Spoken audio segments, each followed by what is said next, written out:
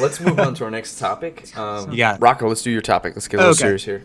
Oh, get serious. Okay. Well, let's talk about drones. So drones are one of our new, not new. I mean, it's been out for a few years and stuff like that. But one of our ways of combat nowadays is using drones. So there's a new movie coming out. It's a movie done called Drone. It's about drones and about like the experience of going through that all. Yeah. Being one of the military guys involved in it. And there's a guy named Brandon Bryant. He's kind of he's like one of the heroes right now. Coming out and speaking about, he's from the Air Force, and coming out and speaking about his experience with being a drone fighter and a drone pilot. And what I'm gonna do is I'm gonna play a little a part right here, and this is from the trailer for the movie Drone. And you're gonna be able to hear what he has to say himself about his experience being a drone pilot. Okay. And then we'll go a little further from there. Okay. Really understand what it meant to kill at first. Can you guys hear that good? Yeah. Yeah. It was horrible. The first time was horrible. The second time was horrible. Talking about killing with the The drones. third time was numbing. The fourth time was numbing. Huh. But of course, the first time sticks with you the longest.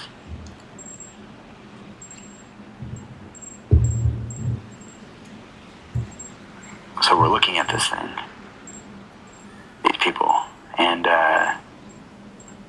it was like almost instantaneous that someone was like, confirmed weapons, here's the 9 line, you're cleared hot. Huh. And we fire the missile. And the safety observer's counting down. He counts down to 0. And he says, splash! Splash When is the- the term. When the rocket hits. Yeah. Huh. And I watched this man bleed out. The missile had taken him off one of his legs right above the knee. And I watched him bleed out of his femoral artery.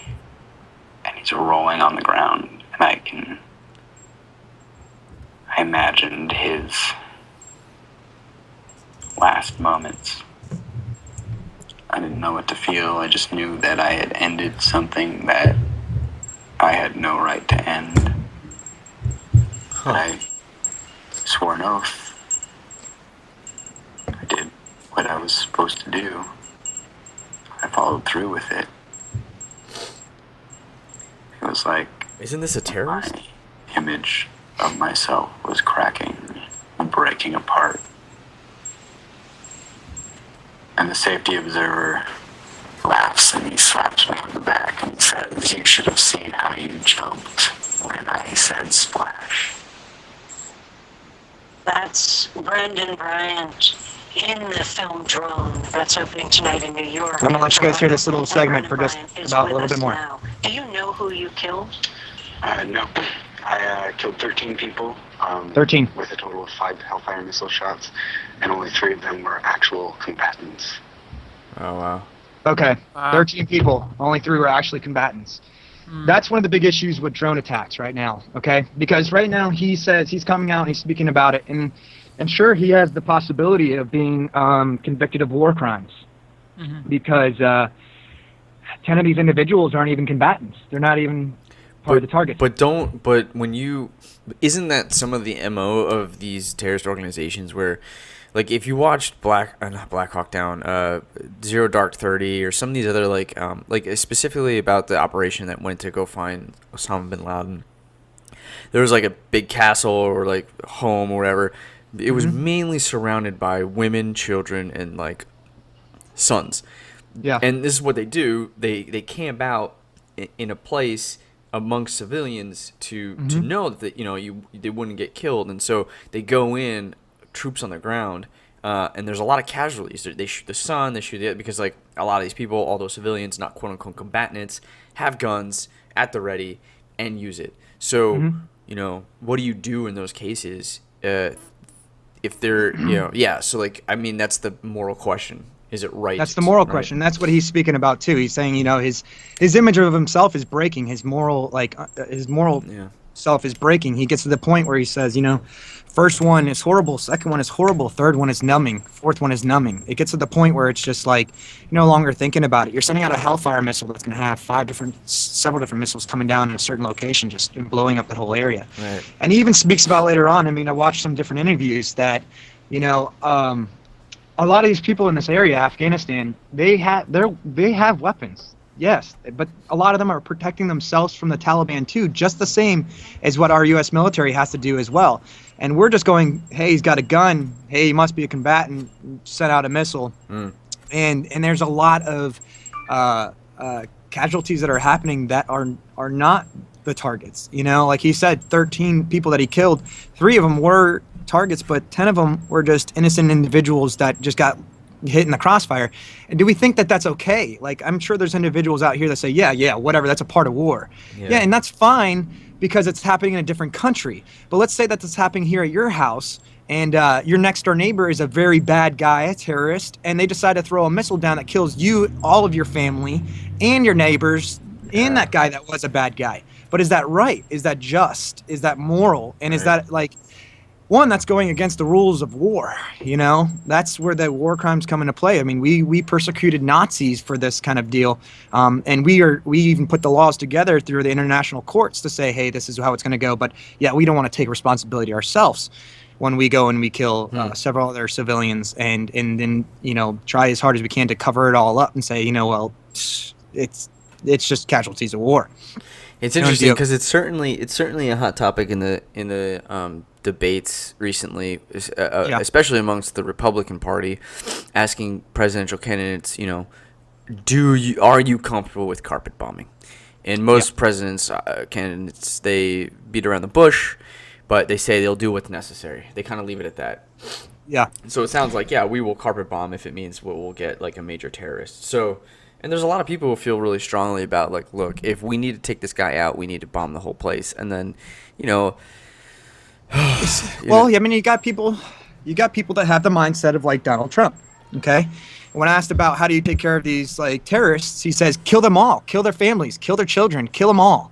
Right. And there's people out there that they believe that. They think that and you know what? That's going to be a second part of this topic right here, which is about an article written by the Dalai Lama. And if you don't know who that is out there, that is a person that's like one of the forefront for humanitarians. And he speaks about it's just kind of like a brainwashing where we've been allowed to believe that this is okay. Right. We've been allowed to believe that war is even okay. Right. And I'll read about that a little bit later. But I wanted to get you guys' your points on, you know, drone warfare. Is that okay? Is it? Like he said, the third kill, the fourth kill became numbing because he's sitting behind a screen.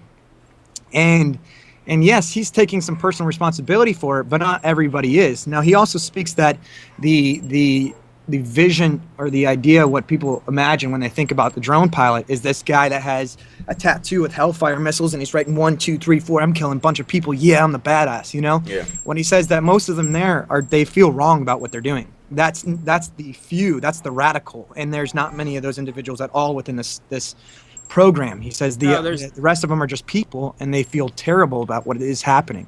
And that's where it slips through, because the military, that's what you go to training for. They sit there and they break you, they brainwash you. That's all you need to know is just do what you're told and don't question it at all. So that's what he says here. He swore an oath to uphold the Constitution. Right.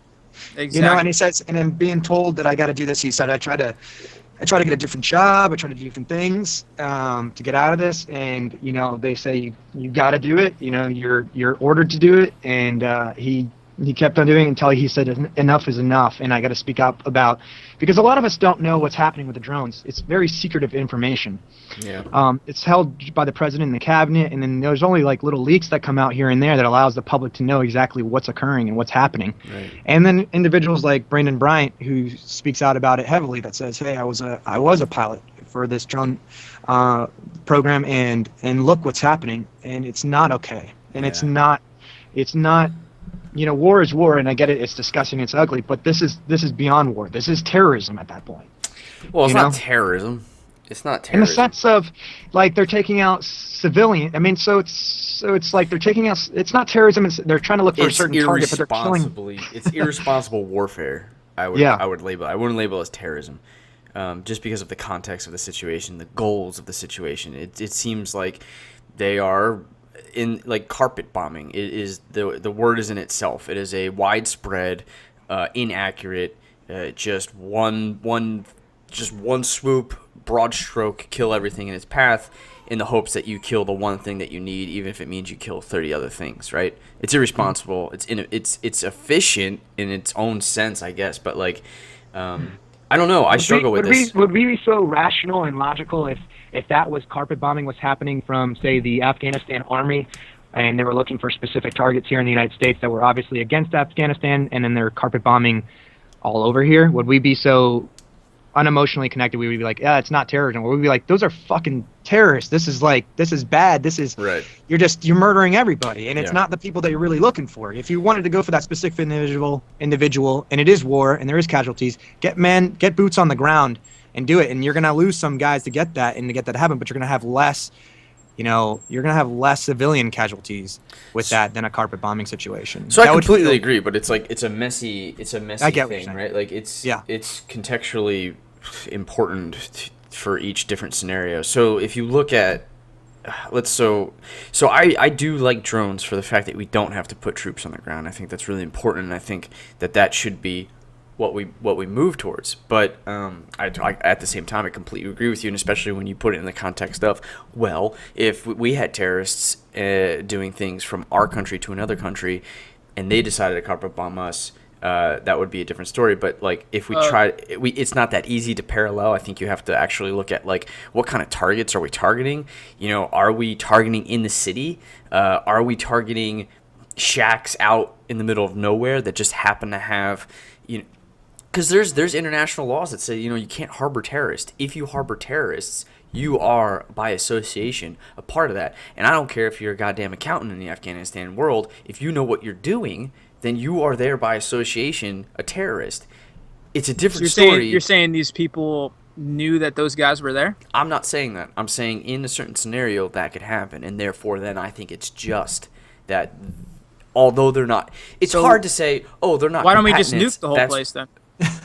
No, he's saying if they're harboring a terrorist, and you're not supposed to be harboring a terrorist, now then you are essentially. What's the difference between carpet bombing 13 individuals to get 3 than just to nuke a place and get the whole place and then just kill the rest of the people too as well? Because they're just saying, well, what I'm saying is, so hear me out. Okay, so this is why it's so complicated, is because each point I'm making has multiple different scenarios that you have to take into association. It's not as easy as saying they're not combatants, we kill them, and that's wrong, because you really have to dig into the details, right? So the first point is this a citywide, like, is this an urban place or is it a rural place? Because both have very different effects, right? If you're aiming one area in an urban place, you are by almost 100% affecting the surrounding areas that are arguably not going to be small businesses and families and stuff like that. If it's a rural area, you have a house in the middle of nowhere, arguably a lot safer to carpet bomb.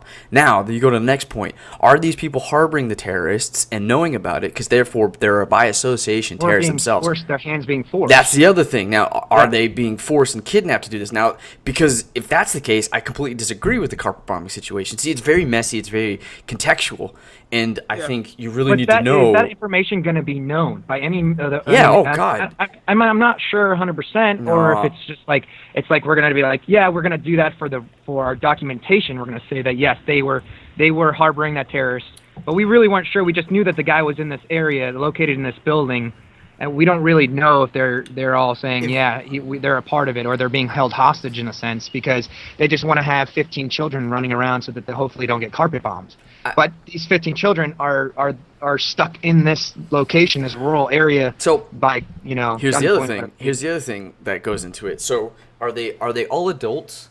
And if they are they harboring knowingly, or are they being forced? Okay, that's the one flow chart. The other flow chart, if I would imagine, if there's any kids involved at all, you immediately take carpet bombing out of the equation, because I believe that regardless of like a child, there's still these juvenile thoughts that there's a reason why we have a juvenile system, right? There are kids that murder when they're 15 or 12, not knowing the repercussions of what they're doing, but because of the system they were in, they were like just not forced to do it, but they like unknowingly knew what they were doing, if that makes sense. And after a couple your video froze. Okay, never mind, it's back. After years of rehabilitation, they're okay with society. So if there's kids in these situations, I think you go boots in the ground, or you figure another situation. Like, I think it's unjust to kill children in this case for the sake of killing these terrorists. In another interview, he speaks about there was children in this in a situation, and they were killed too. Yeah. And they said, it looked like a little person coming up, and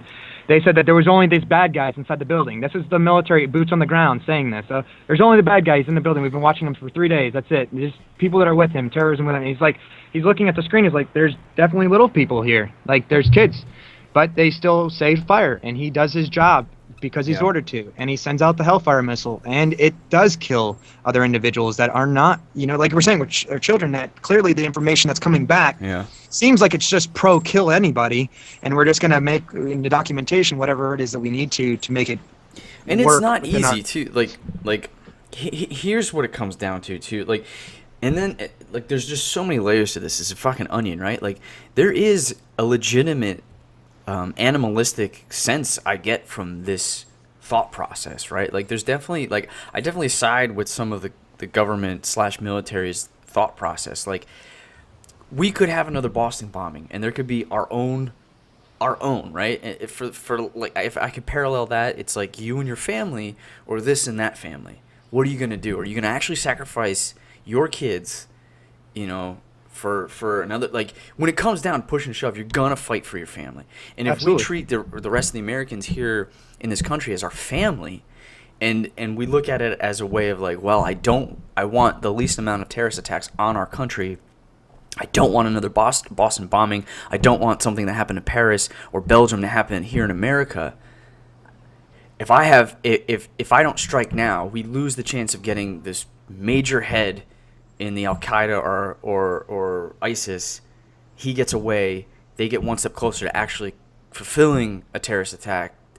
You have to weigh those options, and it's like, okay, do I have to kill a couple of civilians for this? But I think that we become that evil, though. We become that guy. Like, I think that if we need to hold ourselves and our moral standards on a higher, platform than just be the same as what they do. It's just like, okay, it's like Batman, right? It's like. Ideally, and I hear what you're saying, Rocco, and I agree with you, but again, if we try to boil it down to its most binary situation, Batman can either here's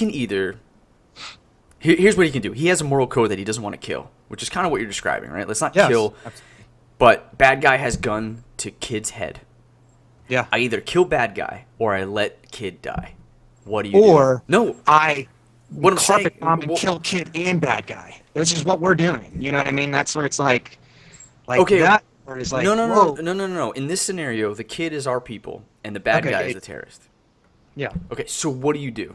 You kill bad guy in that scenario. Okay. And that's not something I have a problem with. What I do have the problem with is that what we're doing is we're killing bad guy and kid, because we say it's justified to kill the bad guy. We can kill the kid too, because now we don't have a Paris bombing or a Boston bombing because that bad guy's dead. Okay, here you go. Put you in this scenario.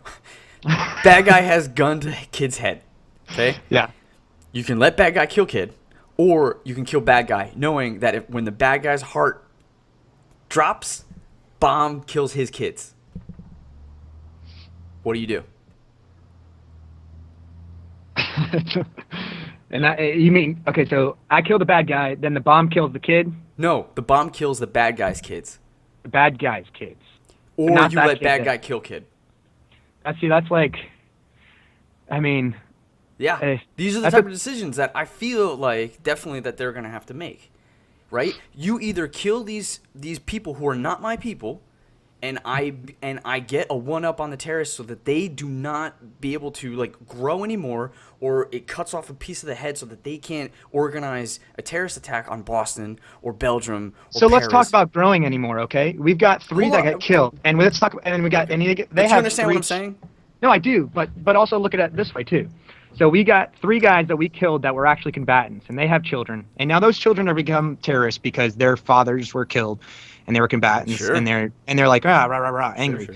But look at the other 10 that were killed that were civilians. Yeah. Now going to be terrorists too as well because their parents were just killed by U.S. military for Sure. no apparent reason. Sure. And now you've got 30 terrorists instead of just That's a 3 fair point. terrorists. You know what I'm saying? So it's like, look at how many terrorists we're creating because of the actions we're taking. Totally. And then we're trying to justify those actions. It's Totally. like, well, now we're going to have a shitload more terrorists and a lot more opportunities of Paris or Belgium or Boston bombings because of what we're doing, the actions we're taking and trying to justify. Yeah, That's I where mean, it's like, yeah, isn't that how, like, I mean, ISIS was that kind of a group, wasn't it? Like they're radicalists or something like that. Like, Yeah, for sure. Yeah. They're So radical, before that it was the Al Qaeda, right? and they still exist, and they're Yeah. 2 different And, groups like, entirely. Yeah. these They're are not, like they weren't branched from one another. Yeah, Al Qaeda's more military, and ISIS is religious based.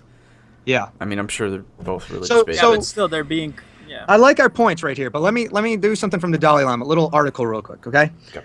So modern warfare waged primarily with different forms of fire, but we are so conditioned to see it as thrilling that we talk about this or that marvelous weapon as a remarkable piece of technology without remembering that if it is actually used, it will burn living people. War also strongly resembles a fire in the way it spreads. If one area gets weak, the commanding officer sends in reinforcements. This is throwing live people onto a fire. But because we have been brainwashed to think this way, we do not consider the suffering of individual soldiers.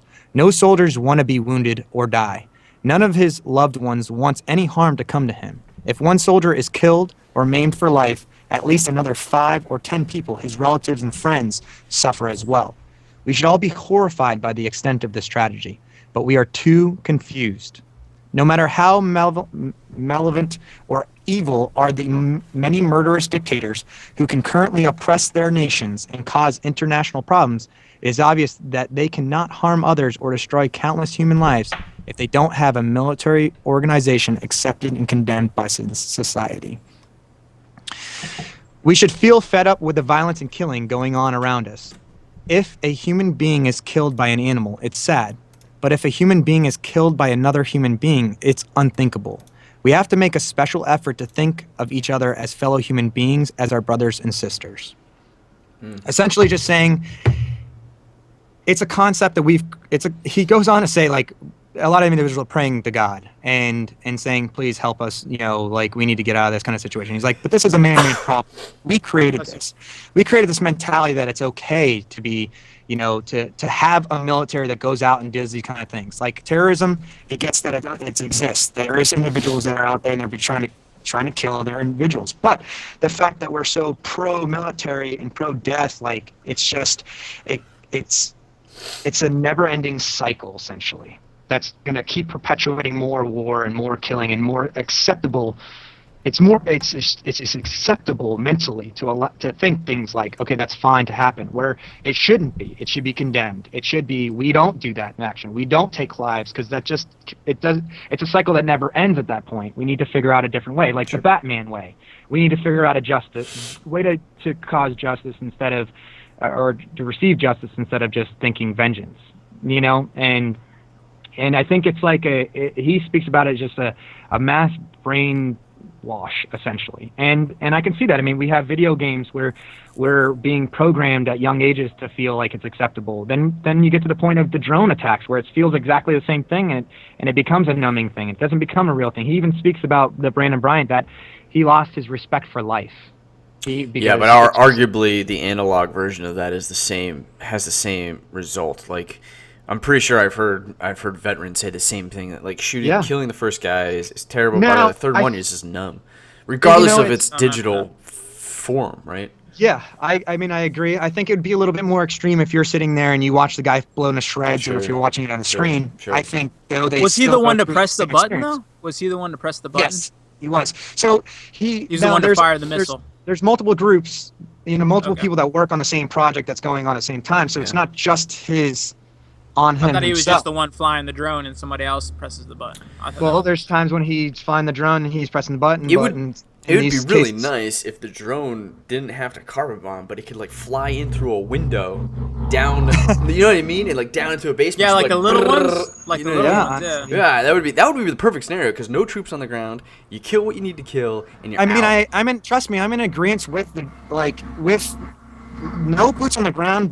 The better. That means less lives being taken in those situations. But as long as we can fix it to the point where there's not so many other casualties that are happening that are not related to the war that's going on. You know what I mean? Like it's not civilian based. And It's I- like Again, I agree with you. I think in the current status quo, I would have to say that if there are civilians, or you don't know if there are civilians, and there are or other kids, boots on the ground is what you're gonna have to do to take out the targets. I don't agree with carpet bombing civilians, and as tough as that sounds, because I can hear an argument saying, well, you're gonna send one of our own to die because you're worried about a civilian. I'm like, well, that is kind of what they signed up for, isn't it? That's why they went into the military. That's war. And if you have that argument, it's like, well, then you get out there and do that. Then don't cause a war if you can't be able to make that decision. That's like you just said.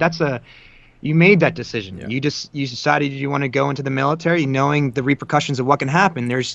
Every action has a reaction. But I just want to be clear. Like when I hear things like, oh, but they kill 3 and the other 10 weren't combatants, that's misleading because although they weren't combatants, that doesn't mean they're not bad guys. They could be civilians and be bad guys. So like, it's just tough. There's a lot of context there that needs to be kind of shown and described because it can be misleading otherwise. Anyway. Absolutely. It's kind of like the movie Sniper. You've seen the movie Sniper, right? Yeah. Yep. You guys seen it? You remember when Yeah. the lady hands the kid that bomb and he was Yeah. going for the thing, and he in his mind he was like, I can't shoot this kid. But he did it. He did it anyways to That's save nothing new.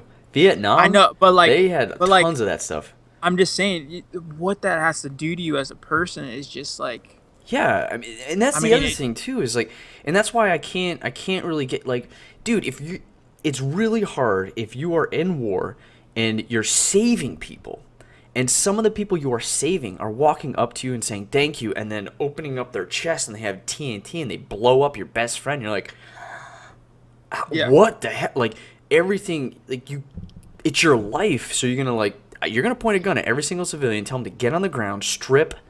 And until it's completely safe, then you embrace. But like, I mean, and then yeah, someone running at you, and even if they're civilian, it's either I take the chance that they have TNT and they're running at me and they're gonna blow me up, or I shoot them in the legs or whatever. Like, you have to make those split second decisions, and a lot of times, your fight or flight mode comes in and you take the shot. It's really tough. Mm-hmm. Like it's really hard. There's a lot of context, goes into these decisions and scenarios.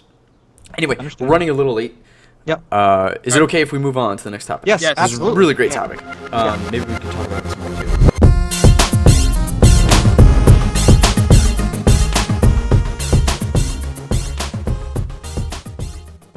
And I watched him bleed out of his femoral artery. And he's rolling on the ground. And I imagined his last moments. I didn't know what to feel. I just knew that I had ended something that I had no right to end. But I swore an oath. I did what I was supposed to do. I followed through with it. It was like Isn't this a terrorist? my image of myself was cracking, breaking apart. And the safety observer laughs and he slaps me on the back and says, "You should have seen how you jumped when I said splash." That's Brendan Bryant in the film Drone.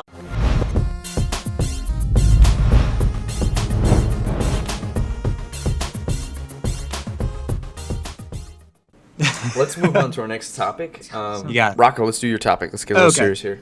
Oh, get serious. Okay. Well, let's talk about drones. So drones are one of our new, not new. I mean, it's been out for a few years and stuff like that. But one of our ways of combat nowadays is using drones. So there's a new movie coming out. It's a movie done called Drone. It's about drones and about like the experience of going through that all. Yeah. Being one of the military guys involved in it. And there's a guy named Brandon Bryant. He's kind of he's like one of the heroes right now. Coming out and speaking about, he's from the Air Force, and coming out and speaking about his experience with being a drone fighter and a drone pilot. So we're looking at this thing, these people, and it was like almost instantaneous that someone was like, confirmed weapons, here's the 9 line, you're cleared hot. Huh. And we fire the missile. And the safety observer's counting down. He counts down to 0. And he says, splash! Splash When is the- the term. When the rocket hits. Yeah. Huh. I watched this man bleed out. The missile had taken it off one of his legs right above the knee. And what I'm gonna do is I'm gonna play a little a part right here, and this is from the trailer for the movie Drone, and you're gonna be able to hear what he has to say himself about his experience being a drone pilot, Okay. and then we'll go a little further from there. Okay. Really understand what it meant to kill at first. Can you guys hear that good? Yeah. Yeah. It was horrible. The first time was horrible. The second time was horrible. Talking about killing with The the drone. third time was numbing. The fourth time was numbing. Huh. But of course, the first time sticks with you the longest.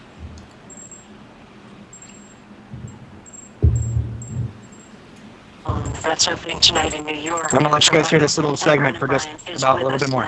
Do you know who you killed? No. I killed 13 people. 13. With a total of 5 Hellfire missile shots, and only 3 of them were actual combatants. Oh wow. Okay, Wow. 13 people. Only 3 were actually combatants. That's one of the big issues with drone attacks right now, okay? Because right now he says he's coming out and he's speaking about it, and sure, he has the possibility of being convicted of war crimes because 10 of these individuals aren't even combatants. They're not even part of the target. But when you, isn't that some of the MO of these terrorist organizations where, like, if you watched not Black Hawk Down, Zero Dark 30, or some of these other, like specifically about the operation that went to go find Osama bin Laden, there was like a big castle or like home or whatever. It was mainly surrounded